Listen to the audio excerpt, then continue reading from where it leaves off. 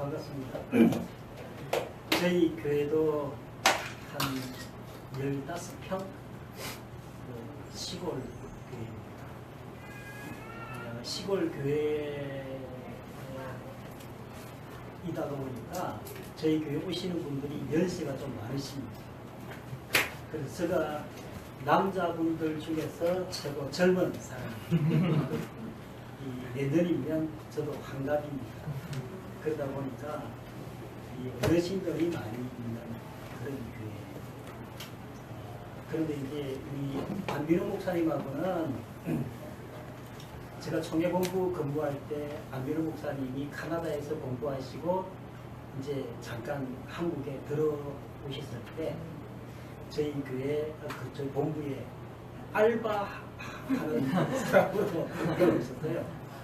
그래서 이제 제가 그때 100주년 기념 총 기획을 담당하고 있었기 때문에 그 일을 함께 했던 그런 인연이 있어서 지금도 안민호 목사님은 제가 시골에 있다고 아로니아 그 엑기스 있죠. 그걸 저희 집으로 보내주고 있습니다.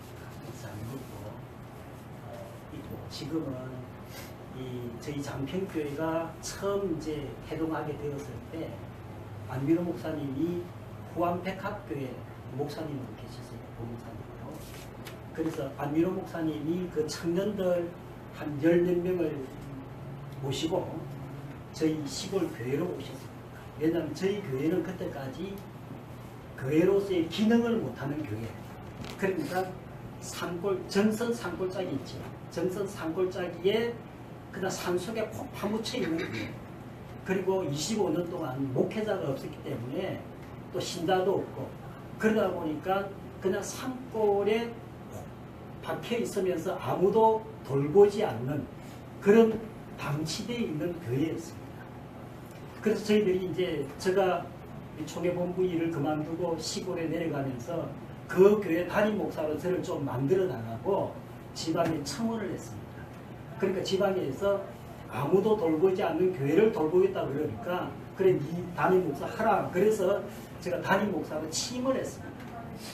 담임 목사로 취임을 하고 나니까 교회를 손을 봐야 하는데 이게 연세가 많은 분들이 대부분이기 때문에 교회를 손볼 만한 사람이 없었습니다. 그래서 어떻게 할까 고민하고 있는 중에 안민호 목사님이 청년들 한 10몇 명을 데리고 와가지고 저희 25년 동안 그대로 방치되어 있는 시골교회 토담교회잖아요. 흙으로 지어진 교회이기 때문에 또 마룻바닥으로 되어 있는 그 바닥들이 다 썩어서 때로는 거기에 짐승들의 죽은 시체도 있고 그리고 풀과 나무들이 울창해서 교회 들어가기가 힘든 그런 상황인 교회를 청년들하고 오셔가지고 이 마룻바닥부터 시작해서 교회를 정리를 해줬습니다. 그 정리하고 난 다음에 이제 저희들이 교회에 들어가서 안내부 수리를 다 하고 종탑을 다시 정리하고 교회 사택을 정리해서 지금은 한 20여 명이 이 교회를 찾아와서 함께 예배 드리는 그런 공간으로 활용을 하고 있습니다. 저는 이 부산 수성동 성결교회라고 부산에서는 제법 큰 교회에 전도사로 있었습니다. 있으면서 대학원은 부산 고신대학원 그 MD 시험을 쳐서 들어갔습니다. 들어가니까 이 고신대학에 다니는 사람들이 저보고 성결교 목사라고 전도사라고 혹시 2단 아니냐고 그러더라고요. 그래서 2단은 안 되고 3단 정도 된다고 그래서 그 사람들과 함께 수정동 성결교회 전도사로 있으면서 저는 대학원을 부산 고신대학원 이 사람들과 함께 3년의 공부를 마쳤습니다. 그러다가 이제 이 산골에 있는 교회인 강원도 정선 산골 교회를 선택을 해서 그때는 이제 단독 목회 2년을 해야 목사 안수를 받기 때문에 그 장렬교회라고 조그마한 시골 교회에 담임 전도사로 부임을 해서 5년 동안 교회를 짓고 목사 안수를 받고, 그리고 독일로 이제 유학을 떠난 그렇게 돼 있습니다. 제가 이제 그 수동덕 성결교회에서 결혼을 했죠. 결혼을 하고 이제 첫째 아이가 태어나고 수동덕 성결교회 둘째 아이가 남자 아이가 태어났습니다. 그 둘째 아이가 태어났을 때는 그 조산소가 있어가지고 우리 권사님이 조산소를 하기에 병원에 가기가 못해서 그 권사님이 조산소 하는 데서 둘째 아들을 낳았습니다. 첫째 딸을 낳았을 때는 제가 반응이 잘 없을 때 우리 집사람이 둘째 아들을 낳고 나니까 새벽기도에 가서 기도하는 모습이 달라졌다고 아들 낳았다고. 왜냐하면 저희 그 집이 7남매인데 위로 누나들이 5명이에요. 우리 엄마가 아들을 하려고 얼마나 공을 많이 들었다면 제가 6번째로 태어났는데 아들이 태어났잖아요. 그래서 저는 땅을 바라본 적이 거의 없는 누나들이 계속 얻고 토스를 했기 때문에 땅을 잘 안 밟고 이 땅에 그 어릴 때 생활했던 그런 기억이 있습니다. 그래서 제가 이제 결혼을 하고 아이들을 낳고 하니까 이제 좀 부담이 생겼어요. 내가 가장이 되어서, 왜냐하면 저희 아버지는 제가 5살 때 돌아가셨기 때문에 아버지의 기억은 별로 없습니다. 그래서 그 엄마와 누나들의 탐바구리에서 자라났기 때문에 아버지의 존재에 대해서는 잘 몰라요. 그런데 항상 아버지가 계셨으면 좋겠다라고 하는 마음은 있었어요. 그러다 보니까 제가 막상 이제 아버지가 되고 두 아이의 아버지가 되고 전도사로 이제 수동덕 선교회에서 사역을 하다 보니까 마음의 부담이 좀 되었습니다. 내가 아버지로서 또 전도사로서 어떻게 삶을 살아가는 것이 참으로 하나님을 기쁘시게 해드리는 삶이 되어줄 수 있겠는가를 고민을 많이 하다가 하나님께 그래도 전도사니까 기도는 한번 해야 되지 않겠나라고 생각을 해서 저녁마다 이제 성전에 올라가서 기도하기 시작했습니다. 그런데 저도 모르게 이 하나님의 성령께서 우리 속에 와 계시다라고 하는 사실을 저는 예전에 몰랐어요. 그런데 성경은 하나님의 성령이 너희 마음에 계신 줄을 너희가 알지 못하느냐? 하나님의 성령이 내 마음에 있느니라 라고 성경은 우리에게 말씀하시면서 하나님의 성령께서 우리 속에 내 속에 와 계시다라고 하는 사실을 까맣게 잊어버리고 그냥 사역에 집중하며 삶을 살아온 것밖에는 없습니다. 그런데 밤중에 하나님 앞에 기도하는 가운데에 성령께서 저 속에서 말씀을 하시는 거예요. 깜짝 놀랐습니다. 내 속에서 뭔가가 말씀을 하시네. 그런데 그 말씀하시는 내용이 굉장히 세미한 음성으로 저에게 말씀을 하시는 겁니다. 그래서 그때 하나님께 여쭈어봤습니다. 하나님, 제가 이 가정이 있는 이제 아버지고 그리고 전도사로서 삶을 살아가야 할 터인데 이 가정을 어떻게 했으면 좋겠습니까? 하고 제가 하나님께 여쭈어봤죠. 그러니까 하나님께서 하신 말씀이 그 가정을 내가 만들어준 줄 너가 알고 있느냐 그런 게. 그래서 하나님이 만들어주신 가정인 줄로 제가 알고 있습니다. 그러면 내가 너희 아버지인 것 맞냐? 이 하나님이 내 아버지인 것 사실은 저는 기도할 때마다 하나님 아버지 자를 뒤에 꼭 붙입니다. 왜고 하니까 육신적으로는 제가 아버지를 불러본 적이 기억이 없기 때문에 하나님 아버지라고 하는 이 단어가 저에게 굉장히 좋아서 하나님을 아버지라고 하는 단어로 항상 붙이고 기도를 했습니다. 그러니까 하나님께서 묻기를 내가 너의 아버지인 줄을 너가 믿느냐라고 하기에 제가 하나님께서 내 아버지인 줄로 믿습니다. 라고 고백을 하니까 하나님께서 하신 말씀이 그러면 너 가정을 내가 만들어 주었고 내가 아버지인 줄로 알면 너의 모든 가정도 내가 책임지고 인도하마. 하나님의 말씀이 그 가정을 내가 만들어 주었기 때문에 내가 너의 가정을 인도한다 라고 말씀을 주셨습니다. 그리고 하나 더 질문을 해요. 하나님, 그러면 제가 공부를 해야 되는데 이 공부하는 문제 어떻게 할까요? 그러니까 너가 내 자녀 맞느냐? 내 자녀 맞습니다. 그러니까 자녀는 아버지가 공급하는 거예요. 아버지신 하나님이 너의 공부하는 모든 문제들을 내가 공급하지 않겠냐? 걱정하지 마라. 그리고 하나님 앞에 하나 더 물었습니다. 하나님, 저는 우리 집안에서 예수 믿는 사람이 없는 가운데에서 저 혼자 예수를 믿었기 때문에 우리 집에 뭐 장모님이 계시던지 이런 분들이 전혀 없습니다. 그리 상의할 분이 없잖아요. 그러니까 하나님 앞에 하나님 저희 임지를 어떻게 했으면 좋겠습니까? 라고 물으니까 하나님께서 너가 내 종이 맞느냐? 예, 저는 하나님의 종이 맞습니다. 그러면 주인인 내가 시키는 대로 하면 된다. 이게 종의 사명이지 너가 저기 가고 싶다고 해서 가는 것이 아니다. 종은 주인이신 하나님이 시키는 대로 가면 되느니라. 그래서 저의 그 목회 여정을 가만히 살펴보면 제가 막 이력서 내고 한 적이 거의 없어요. 오라고 해서 간 거 외에는 별로 없어요. 그 시골교회 아무도 안 간다 그러니까 제가 가서 여기에 제가 담임 목사 하겠습니다. 라고 해서 지금 작은 산골교회 담임 목사로 일을 하고 있습니다. 이 하나님께서 우리 속에 이미 그리스도가 살게 하시고 그리스도가 살게 하신 우리 속에서 하나님은 우리에게 세미하게 말씀하시는 그 음성을 우리가 들을 수 있는 자리에 이르러야 한다라고 하는 말씀을 먼저 드리고 싶고 오늘 이 사경회를 통해서 여러분들에게 드리고 싶은 말씀이 두 가지 있습니다. 그래서 제가 많이 고민했던 평소에 많이 고민하고 또 평소에 그 문제를 가지고 하나님 앞에 물어보고 싶었던 그런 말씀들을 오늘 여러분들과 함께 나누려고 합니다. 조금 시간이 어떻게 되는지 잘 몰라도 시간 너무 오래되면 그만하라고 말씀하셨습니다. 여러분들은 이게 뭐 시골교회 담임 목사가 맨날 평소에는 제가 이렇게 절대로 안 다닙니다.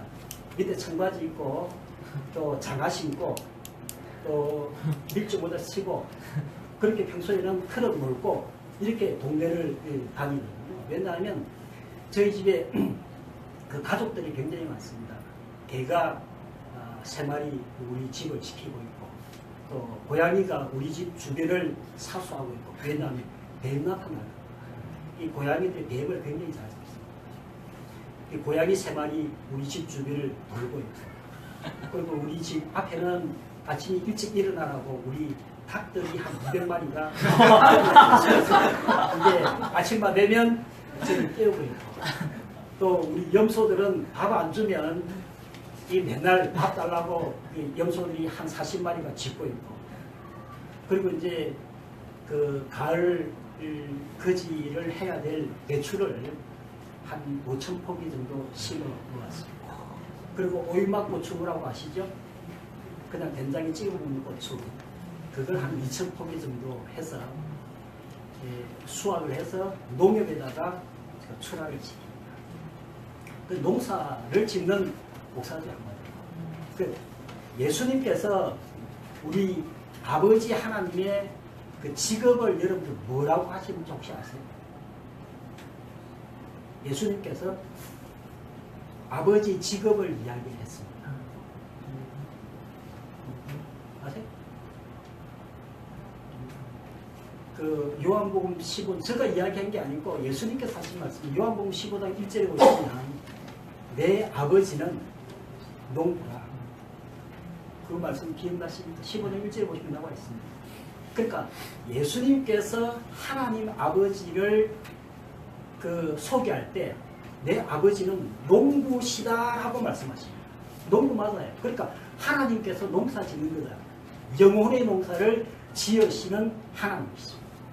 그러니까 이게 적은 그 삶을 살아가는 저는 농부로서의 삶을 사는 것이 마땅하다. 그래서 우리 가족들을 많이 거느리고 있어요.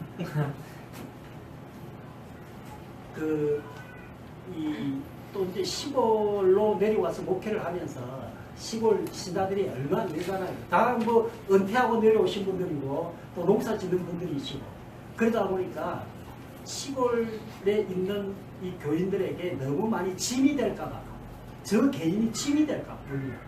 왜냐하면 목사가 아무것도 안 하고 그냥 교인들이 안주나 하고 기다리고 있으면 얼마나 부담스럽겠어요. 여러분들도 안민호 목사님이 여러분들에게 그렇게 기대하고 있으면 굉장히 신자는 부담스럽지 않겠나 생각을 합니다. 그래서 우리 신자들이 목사님 이번엔 사례비는 뭐 30만 원, 예, 30만 원.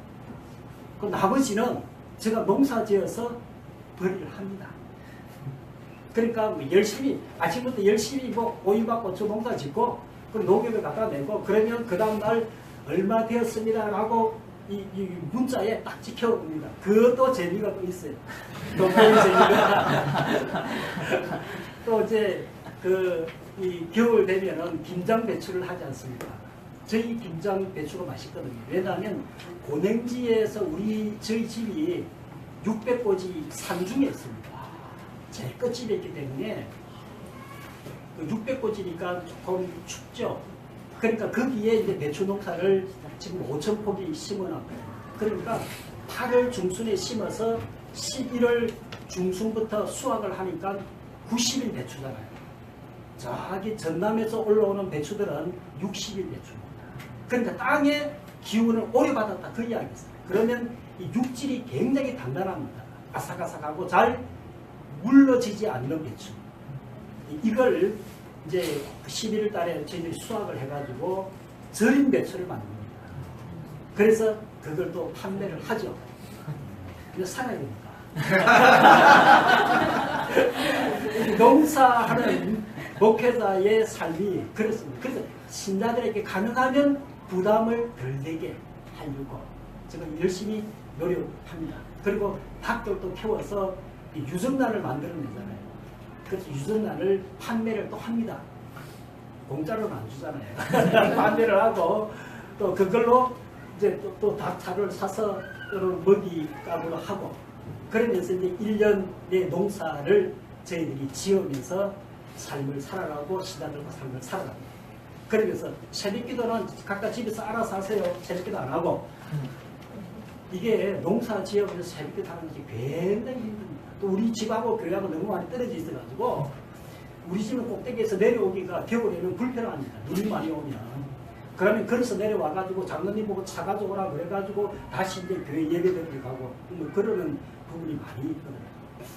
이제 그러다가 보니까 이제 어쨌든 교인들에게 좀 부담이 덜 되는 목회를 해야 되겠다라고 생각을 해서 저는 이제 농사와 교회를 같이 겸하고 있는 목사입니다. 커피와 교회도 겸하고 있습니다. 어쨌든 안민호 목사님하고는 이제 오래 만난 사람이 아니잖아요. 청계본부에 있을 때 한 1년 남짓 1년 잘 안 될 거예요. 이따가 뭐 다른 단으로 나가셔서 이제 잘 몰랐는데 그래도 그 짧은 인연이라고 아로니아를 보내주니까 계속 기억을 하잖아요. 또 한번 아이들 데리고 우리 집에 한번 온 적이 있습니다. 근데 지금 아이들이 뭐 굉장히 커가지고 있는 모습. 그때는 감난장이 아이들 데리고 왔거든요. 그런데 이게 제가 이 60년 정도의 이제 삶을 살아가면서 느끼는 부분들이 사람이 의리라고 하는 게 있잖아요. 오늘 그 뒤에 우리 선배 목사님이 앉아 계시니까 설교하기가 조금 부담스러운 생각했습니다. 그런데 이제 60년의 인생을 살아오면서 사람은 의리라고 하는 게 있습니다. 신과 인과 의를 버리지 말라. 성경은 그렇게 말씀하십니다. 그래서 우리가 신앙이 위주다라고 생각해서 신과 인과 의를 버리는 사람이 왔는데 그러면 안 된다라고 이야기합니다. 성경은 사람이 먼저 되라 그게 아닙니다. 사람이 도리를 해야 합니다. 도리를 모르면 신앙을 바로 할 수 없도록 되어 있는 것이 신앙입니다. 왜냐? 완전한 하나님이시고 완전한 인간이신 예수님이시죠. 오늘 여러분들과 함께 말씀을 나누려고 하는 것은 무엇으로 심든지 그대로 거두리라. 오늘 본문을 굉장히 짧게 할 거 너무 길게 해가지고 위험한데 좀 부담스럽지 않았나 싶고 한두 줄만 할 거를 괜히 많이 해가지고 암송하기에 좀 힘든 그런 그 시간이었는데 제가 고민을 많이 했던 부분이 바로 이 부분입니다. 무엇을 심을 것인가? 심는 게 도대체 뭔데? 성경에서 심으라고 저희 집에 심는 것이 굉장히 많잖아요. 이제 여러분 배추 씨앗을 보셨습니까? 무 씨앗과 배추 씨앗이 거의 비슷합니다. 그런데 배추 씨앗을 심으면 배추가 나오고 무 씨앗을 심으면 무가 올라오는데 이 씨앗을 하나하나 다 심는 거잖아요. 복도에다가 162구짜리 복도에다가 안경 딱 벗어놓고 하나씩 왜냐 안경 쓰면 잘 안 보이니까 하나하나씩 정성을 다해서 안 하면 2개 들어가고 뭐 3개 들어가고 이러면 3개가 올라오잖아요. 그러면 2개를 또 솎아내야 됩니다. 그래서 하나를 심는데 떡잎이 2개 정도 딱 올라오기 시작하면은 그래가지고 3주 정도 키우고 그것을 갖다가 흙에다가 반드시 심어야 배추로 자라납니다. 그냥 그 복도에 있는 것이 좋다고 거기에 있으면 배추로서의 그 크기가 자라지를 않습니다. 그래서 반드시 흙에다가 심어야 됩니다. 그 이야기. 그래서 이 심는 것이 뭘까? 성경은 심는 대로 거둔다라고 말씀하는데 이 심는 게 뭘까? 우리는 이 땅에서는 배추 씨앗도 심고 무 씨앗도 심고 갓 씨앗도 심고 오만 거 다 심는데 성경에서 심으라고 하는 것이 뭘 심으라고 말씀을 하시는 거예요. 육으로 심는 것은 썩어질 것을 거두고 영으로 심는 것은 영생을 거둔다라고 말씀하니 영으로 심는 것이 도대체 뭐길래 영으로 심으라고 말씀을 하시는 건가?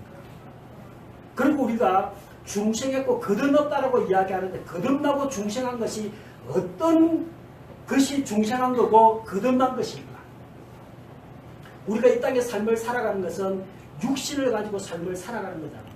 그래 피곤하면 피곤을 느낍니다. 그리고 저희 집 사람하고 같이 이 삶을 살아가면서 제가 어떤 때 공부하러 2층에 올라가면 우리 사람 아래층, 그 아래층 여자와 위층 남자로 가끔 생각을 많이 합니다. 그러다 보니까 때로는 뭐 만나서 이야기하기도 하고 얼굴 붉히기도 하고 밥도 같이 먹고 하는 이 육체를 가지고 있는 사람이기 때문에 그렇게 삶을 살아갑니다. 그런데 이 중생이라고 하는 것, 거듭남이라고 하는 것이 우리가 방언을 말하는 것이 거듭남인가? 어떤 사람은 방언을 하지 않으면 거듭나지 않았다고 이야기하고 예수를 믿으면 거듭남이라고 이야기하고 또 교회 생활을 잘해서 우리의 삶이 변화가 되어지면 중생하거나 거듭났다고 이야기하는 그것이 거듭난 것인가?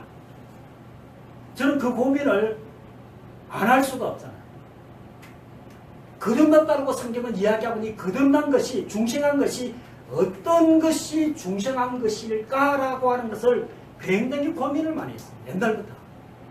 무엇이 중생한 것인가? 그리고 육체를 가지고 있는 우리이기 때문에 우리는 이 땅에서 삶을 살아가는 이 삶의 현장이 있잖아요. 눈에 보이는 현장이 있고 듣는 현장이 있고. 그런데 육으로 이 땅의 삶을 살아가면서 우리의 일생이 다 끝나면 우리는 한 줌의 흙으로 돌아가는 것이 우리 인생이잖아요. 한 줌의 흙으로 돌아가는 우리 인생이라는 그 이야기입니다. 그런데 성경에서는 우리에게 말씀하시기를 영의 세계를 한번 보라 이야기하자. 그러니까 요한복음 4장 23절에 하나님은 영이시니 예배하는 자는 신령과 진정으로 예배할지니라 우리 하나님을 뭐라고 말씀하시는 거예요? 영이라 말씀하시잖아요. 그럼 영의 세계가 있다 그 이야기입니다. 영의 세계가 존재한다. 우리가 이 땅의 삶을 다 살고 우리의 육체 뼈와 살을 가지고 있는 우리 몸으로 하나님 나라에 들어갈 수 없기 때문에 우리 육체는 흙으로 돌아가고 우리 영혼이 하나님 나라로 가자. 영이 하나님 나라로 가더라 그 이야기입니다. 그래서 영의 세계는 육체의 세계와 달리 영의 세계가 있더라 그 이야기입니다. 그럼 이 영의 세계에 있는 이 생명이라고 하는 것이 뭐를 갖다가 생명이라고 이야기할 수 있느냐 그 이야기입니다. 영의 세계예요. 육체를 가지고 우리가 육체의 생명을 가지고 이 모습으로는 하나님 영의 세계에 들어갈 수 없다라고 이야기를 하고 있는데 누구든지 말씀과 이 성령과 물로 거듭나지 않으면 하나님 나라로 들어갈 수 없다라고 이야기하고 있는 이 말씀이 거듭남이라고 하는 우리의 삶의 모습이 어떠한 것이 참으로 거듭난 건가? 저는 우리 집에 닭들을 키우면서 제가 직접 부화를 시킵니다. 또 이제 제가 모르는 사이에 우리 닭들이 우리는 이 가두어서 키우지 않거든요. 방목하여 키웁니다. 그냥 짐승이 사람 먹든 뭘 먹든 닭 먹거든요. 그리고 우리 개가 와서 잡아먹기도 하고 또는 오소리 같은 것이 와서 잡아먹기도 하고 또 이 들짐승, 날짐승들이 와서 잡아먹기도 하고 그러면서도 밖에 그냥 키웁니다. 그러다 보니까 내 눈을 피해서 구석진 데에서 알을 낳아가지고 부화를 시키는 닭들도 있고 또 우리가 직접 부화기를 사서 369짜리의 알을 넣어서 거기에 부화시키는 또 닭들도 있습니다. 그런데 무정란과 유정란의 차이는 거의 없습니다. 딱 보면 유정란하고 무정란이 차이가 아무것도 눈에 보이는 것은 아무것도 없습니다. 그런데 21일 37.7도 그리고 섭씨 60도 정도에서 계속해서 21일간을 계속 부화기에 넣어두면 그 안에서 22일 만에 병아리가 뿅 하면서 탁 튀어나와요. 처음에는 그 병아리를 어떻게 할 바를 몰라가지고 처음 키우니까 이 병아리를 어떻게 내가 돌봐야 할까 모르잖아요. 그래서 막 따뜻한데 나가 불을 엄청나게 켜가지고 그 밑에 50마리, 100마리를 넣어가지고 딱 가두어서 키우는데 한날 저녁에 자고 일어나니까 다 죽은 거예요. 너무 더워. 그런데 이 유정란과 무정란은 밖에 크기에는 전혀 표시가 안 나는데 유정란에는 생명이 있더라고요. 생명이 반드시 21일이 지나면 자연 법칙으로 거기에서 병아리가 태어나더라 그게 없어요. 제가 왜 이 말씀을 드리는 거니까 이 하나님의 이 말씀 안에 영의 세계가 있다라고 말씀을 합니다. 그래서 요한복음 6장 63절에 보시면 영은 살리는 것이고 육은 무익하니라. 내 말이 영이고 내 말이 생명이다. 예수께서 우리에게 주신 말씀입니다. 그러니까 예수님께서 내 말이 영이고 내 말이 생명이다 라고 우리에게 말씀하시면서 하나님의 말씀 그 자체가 나에게 나의 영이고 나의 생명이다 라고 하는 사실을 우리에게 증언해 주고 있습니다. 그래서 우리가 하나님의 말씀 앞에 섰을 때는 하나님 앞에 서는 것과 똑같아 라고 말씀을 드릴 수 있습니다. 그런데 성경 안에는 이 말씀들이 문제가 일어나기 시작합니다. 여러분 창세기 2장 6절에 있는 말씀에 보시면 이런 말씀이 있습니다. 하나님께서 우리 사람을 창조하시고 그 코에 생기를 불어 넣으십니다. 생기를 불어 넣으셨다? 그 생기가 뭘까? 저는 이제 그런 고민을 하는 겁니다. 이 생기가 뭘까? 생기가 뭘까? 여러분 생기가 뭐라고 생각하십니까? 그 생기가 하나님의 말씀이었습니다. 말씀을 불어넣으신다. 그리고 이 창세기 3장으로 넘어가면 에덴 동산을 창설하시고 거기에 아담과 하와를 살게 하셨다라고 말씀하십니다. 그러면서 하나님께서 경고의 말씀을 우리에게 주십니다. 이 에덴 동산은 살기 좋은 것이다. 그러나 뱀의 소리가 있다라고 하는 사실을 우리에게 말씀해 주십니다. 미혹의 소리가 거기에 있다. 너희들은 조심해서 이 에덴 동산에서 삶을 살아가야 된다라고 우리에게 말씀해 주시는 거잖아요. 하나님의 교회 안에 뱀의 소리도 있다라고 우리에게 말씀해 주시는 경고와 똑같습니다. 그런데 이 하와가 이 하나님의 경고의 말씀을 무시하셨잖아요. 뱀의 소리를 들었습니다. 뱀의 변질된 하나님의 말씀을 변질되게 바꾸는 역사가 뱀을 통해서 우리에게 주어진 하나님의 말씀입니다. 그러니까 이 아담에게 사망이 왕노릇하게 되어지는 역사가 있었던 모습을 우리에게 보여줍니다. 그리고 창세기 3장 15절 이후에 있는 말씀에 내 후손과 여자의 후손이 원수가 되겠다라고 말씀하시면서 뱀의 후손과 여자의 후손을 딱 나누어서 말씀을 합니다. 여자의 후손 아벨이 나오고 또 예수님이 나중에 여자의 후손이 있다는 것이고 또 믿는 우리에게 하나님의 자녀가 되어지는 그런 은혜로 여자의 후손의 줄기가 이 땅에 이루어짐을 말씀해 주시고, 뱀의 후손은 가인을 태어나게 하고, 또 이 땅에 바리새인들이 하나님의 말씀을 변질시키고 했던 바리새인들이 태어났던 것을 보시면 예수님께서 바리새인들에게 뭐라고 말씀하시는 거 하니까 뱀의 새끼들이라고. 이 뱀의 새끼는 마귀의 자녀다 그 이야기. 그리고 요한 1서에 있는 말씀에 보시면 하나님의 자녀가 아닌 마귀의 자녀들이 이 땅에 태어난다 라고 해서 여자의 후손과 뱀의 후손이 나뉘어짐을 우리에게 말씀해 주시고, 왜 뱀의 후손들이 이 땅에서 그 살아가는 그 역사가 어떤 역사가 있는가를 우리에게 성경 66권을 통해서 보여주고자 원하는 하나님의 교훈이 성경 안에 들어있습니다. 그러니까 여러분 출애굽기 12장 그 15절 이후에 있는 말씀에 보시면 이스라엘 백성들이 이제 이스라엘 민족의 시작점이잖아요. 출애굽기는 이스라엘 민족이 이제 시작되어집니다라고 하는 그 참머리에서 이스라엘 백성들에게 뭐라고 말씀하시는 거니까, 너희들이 6월절 날 음식을 먹는데 절대로 무교병을 먹지 유교병을 먹지 말라. 무교와 유자입니다. 무자와 유자.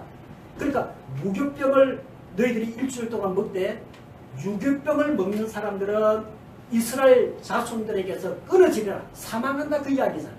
그러니까 이스라엘이 시작되어지는 점에서, 인류가 시작되어지는 점에서 하나님께서 생명나무와 선악과를 주시고, 그리고 이스라엘 민족이 시작되어지는 그 시점에서 이스라엘 백성들에게 하나님께서 무교병과 유교병을 주시면서 이 무교병이 뭔고 하니까 참된 하나님의 말씀입니다. 유교병은 거기에 효소를 섞은 거잖아요. 절대로 하나님의 말씀 안에는 너희들의 생각이나 너희들의 사상이나 너희들의 어떤 것도 가미하지 말라 그 이야기입니다.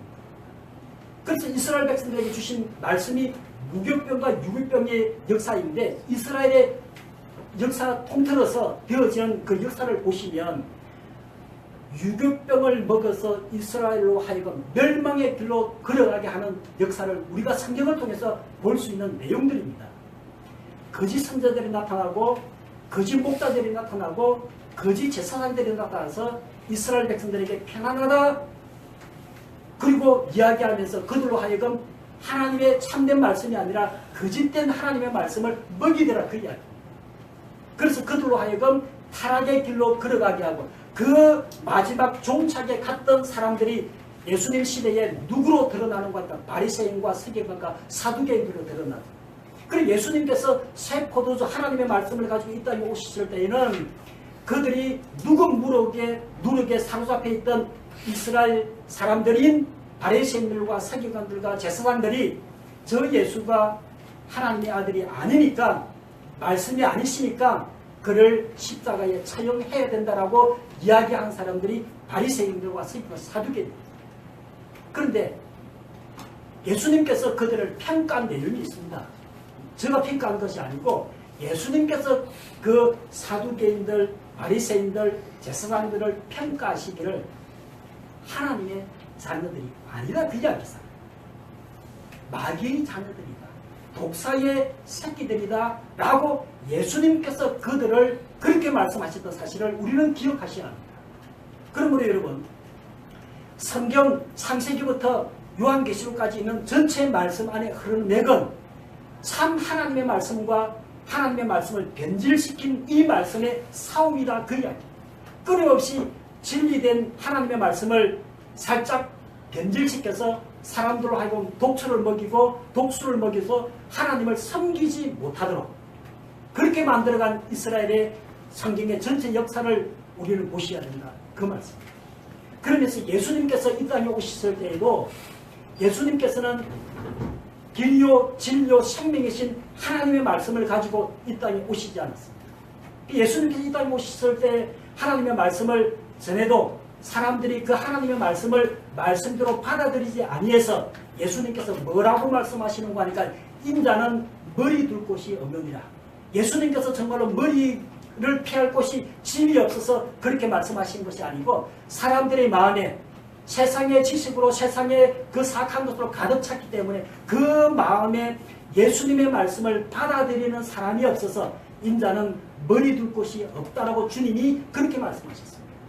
그러면서 예수님께서 하신 말씀 한마디 더 드리면, 예수님께서 이 땅에 오셔서 인자는 머리 둘 곳이 없다라고 말씀하신 예수님께서 이 땅에 오셔서 베드로에게 하신 말씀이 있습니다. 바유다 시몬아, 참으로 너가 복이 있도다. 시몬이 뭐라고 말씀하시는 거 하니까, 주는 그리스도시요 살아계신 하나님의 아들입니다. 영생의 말씀이 주께 있사오며 우리가 어디로 가겠습니까? 그 말씀을 그대로 받아들인 이 베드로를 예수님께서 얼마나 칭찬하십니까? 복이 있다. 내 반석 위에 내 교회를 세우겠다. 이 말씀을 받아들인 그 말씀 위에 하나님의 교회를 세우시겠다라고 예수님께서 말씀하신 말씀이 있습니다. 그리고 요한계시록으로 넘어가 마지막 22장에 있는 말씀에, 너희들은 하나님의 말씀에서 가감하지 말라. 그 가감을 하면 그 벌이 너희에게 더하리라. 그래서 하나님의 말씀에 우리 사람의 어떤 것도 감하지 아니하는 참 생명의 말씀을 그 말씀 안에서 발견하라. 이 말씀을 예수님께서 우리에게 주시는 생명의 말씀입니다. 그러면서 예수님 당시에 좋은 씨앗과 가라지의 씨앗을 우리에게 비유하시면서 천국은 좋은 씨앗이 떨어지는 것이고 지옥은 가라지의 씨앗이 뿌려지는 것이다 라고 우리에게 말씀하시다. 그런데 누가복음 8장 11절에 있는 말씀에 오시면 이 씨가 뭐냐? 떨어진 씨가 뭐냐? 이 씨가 하나님의 말씀이다. 그렇게 말씀하십니다. 그러므로 여러분, 우리가 심는다라고 하는 것이 뭔가? 뭘 심는 것인가? 성경은 하나님의 생명이신 말씀을 심어야 한다라고 말씀하십니다. 이 말씀이 영이고 이 말씀이 생명이기 때문에 우리의 마음의 신비에 심어져야 할 것이 뭔가 하니까 하나님의 말씀입니다. 태초에 말씀이 계시니라 이 말씀이 하나님과 함께 계셨다라고 말씀하십니다. 태초에 뭐가 계셨다? 하나님이 계셨다. 이 하나님이 말씀으로 이 땅에 오십니다. 예수님이 말씀으로 이 땅에 오십니다. 그래서 여러분 이 말씀에 가감 없이 생명 있는 말씀을 영으로 우리가 깨닫는 것이 굉장히 중요합니다. 그래서 이 말씀을 증거하는 자와 좋은 것으로 함께 하라고 말씀하셨습니다. 말씀을 전하는 자와, 왜냐? 그 말씀이 나의 영이고 그 말씀이 나의 생명을 살리는 말씀이기 때문에 그 말씀을 전하는 자와 좋은 것으로 함께 하라. 사람이 무엇으로 심든지 그대로 반드시 거둔다라고 말씀합니다.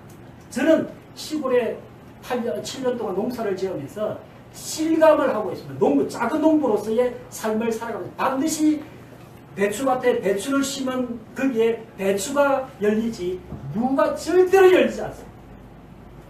심는 대로. 우리가 이 땅에 삶을 살아가면 우리 인생 동안 무엇을 심어야 할 것인가? 이 세상에는 사람들이 여러 가지 많은 것들을 이야기하는데 우리가 정말로 심어야 할 것은 하나님의 생명의 말씀입니다. 이 말씀이 우리 마음밭에 심겨져야 된다. 그 이야기입니다. 저는 이 수요일마다 우리 이제 교인들과 함께 기도회 하면서 말씀을 우리 증거합니다. 출애굽기 3장에 있는 말씀을 우리가 같이 읽어가고 하면서 그 말씀이 저 마음밭에 들어오는 거예요. 들어오면서 하시는 말씀이 이 모세가 시내산에 호렙산이 하나님의 산이라고 하는 그 호렙산에 가잖아요. 가서 떨기나무에 불꽃이 있는 것을 보고 하나님께서 모세를 기다리고 계시다. 모세를 정말로 기다리고 계셨네. 그러면서 이 출애굽기 초창기에 있는 말씀을 제가 읽으면서 하나님께서 이 장평 쓰러져 간 이 장평교회에 아무도 사람들이 발걸음이 오지 않고 그리고 교육사가 없는 그곳에 하나님께서 나를 기다리고 계십니다. 이 말씀이 쑥 들어오는 거예요. 하나님이 나를 기다리고 있습니다.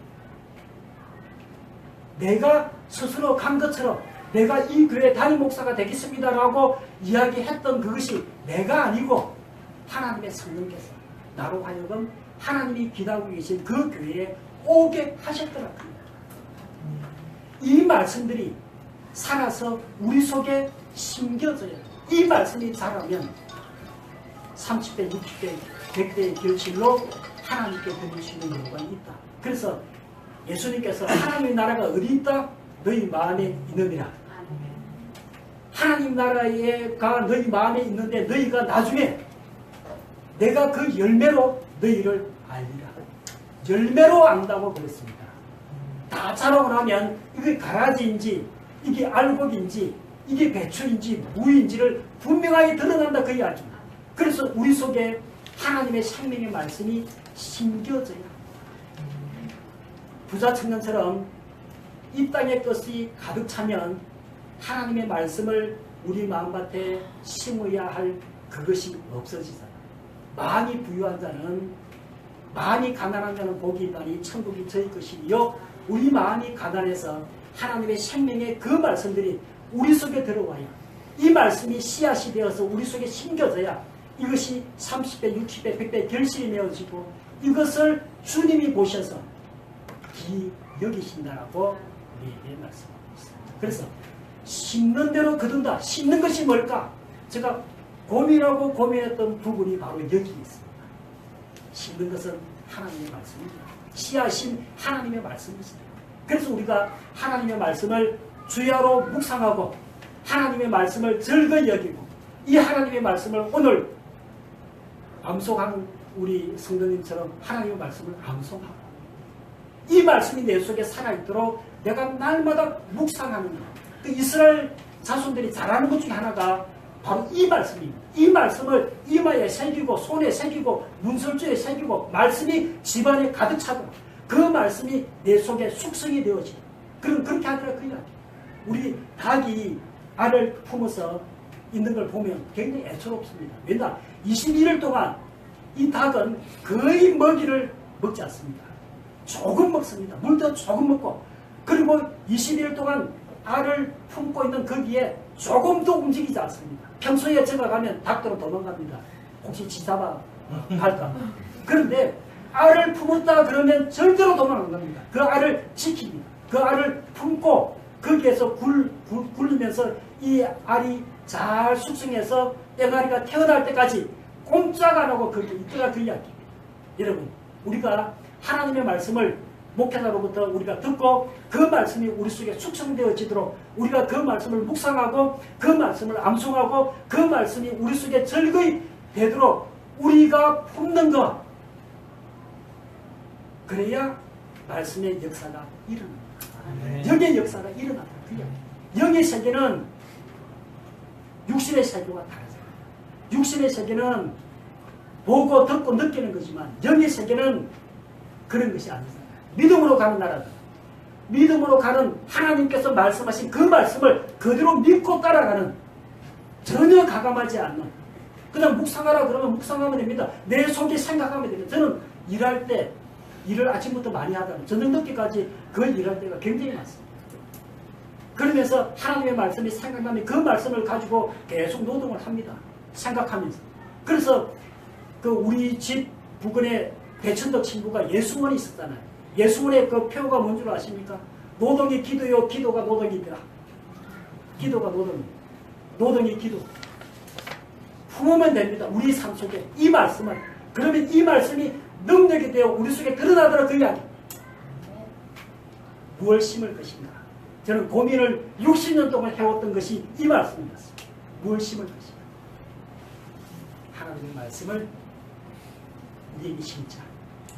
이 말씀을 심어놓고 잘 갖고요. 저희들이 조금 더 맞습니다. 저희 우리 장로님은 뭘 하는 거니까 도마도를 합니다. 도마도를 한 만 포기 정도. 그러니까 하우스 1000평에다가 하는데 부부가 하는데 굉장히 힘들게 일을 하죠. 밤늦게까지 뭐 도마도 순치 주고 올려주고 뭐 약치고 하는 일이 굉장히 많습니다. 그런데 그 장모님이 잘하는 게 뭔가 하니까 심어놓고 열매를 거두고 따고 하는데 이 관리를 굉장히 잘해요. 다른 집들은 벌써 그 섭들이 막 그 누렇게 그 변색이 되어가지고 그 도마도가 더 이상 안 나오는 집들이 많습니다. 그런데 그 장모님은 관리를 굉장히 잘합니다. 서리가 올 때까지 그 열매를 따다가 농협에 내잖아요. 그런데 우리는 관리를 잘 못합니다. 심어놓기는 잘 심어놔요. 남들이 봄에 심으면 우리도 따라서 심습니다. 봄에 심으라고 뭐 그 수박도 5그루, 호박도 5그루, 참외도 5그루, 뭐 오만 그 정서 시장에 가면 그 열매들을 그 많이 팔잖아요. 모종들을. 그러면 욕심이 있어서 많이 사옵니다. 심어놓고 돌보는 것은 없어. 그러면 풀이 굉장히 많이 자라니까 풀 속에 어떤 날 가보면 이런 그 수박이 똥 늘리가 있어요. 그런데 우리 장로님은 심어놓고 마지막까지 관리를 굉장히 잘해요. 여러분, 말씀이 우리 속에 들어와 우리가 예수 그리스도를 믿는 믿음의 자녀로 하나님의 자녀로 이 땅의 삶을 살아가면 관리를 굉장히 잘해요. 우리 영혼이 죽을 수 있습니다. 여러분, 육체가 죽는 것처럼 영혼도 죽을 수 있다 그 이야기입니다. 영혼이 안 죽는다고 생각하면 오산입니다. 영혼도 얼마든지 죽을 수 있어요. 그러므로 내 영혼을 내 속에 말씀이 들어와 있고 내 속에 예수 그리스도를 믿는 믿음이 들어와 있고 내 속에 하나님을 섬기는 그런 마음이 들어와 있는 사람들은 우리가 주님 앞에 가는 그날까지 우리 속에 와 계신 이 영을 잘 관리해야 된다 그 이야기. 무엇으로? 말씀으로. 무엇으로? 예배함으로. 무엇으로? 기도함으로. 무엇으로? 주의 말씀을 우리가 묵상함으로. 관리를 잘해야 끝까지 승리할 수 있다 그 이야기. 여러분, 쭉정이가 뭔 줄 아시죠? 지금 우리 그 주변에는 별을 많이 베어놓고 있습니다. 그런데 그게 쭉정이가 있습니다. 쭉정이가 처음부터 쭉정이가 아니에요. 알곡이었습니다. 3세가 지나가면서 쭉 알을 빼먹은 것이 쭉정이잖아요. 3세는 성경에는 마귀라고 했습니다. 이 미혹하고 우리를 유혹하는 것들이 우리를 빼먹으면 그것은 쭉정이가 되어서 알곡하고는 전혀 하나님과 상관이 없는 것이 되더라 그 이야기잖아요. 그럼 우리 여러분, 우리가 뭘 심을 것인가? 이 마지막 시대에 우리의 전 인생의 삶을 통해서 우리는 씨앗인 하나님의 말씀. 여러분 보십시오. 누가복음 8장 11절에 이 씨앗은 하나님의 말씀이다 라고 분명하게 말씀하고 있어요. 이 씨앗인 하나님의 말씀을 우리 마음밭에 심으시오. 그리고 우리 마음밭에 있는 돌들 또 이 뭐 잘못되어진 잘 골라내고. 저희 그 집은 이 장모님 집하고는 좀 달라요. 산 꼭대기에 있으니까 돌이 굉장히 많습니다. 그러니까 경운기를 제가 60만 원 주고 한 개 샀죠. 중고 15년대. 경운기 가지고 이제 로타리를 다 치고 그 전기질을 한번 하고 그리고 그 농업기술센터에 가면 기계들을 빌려줘요.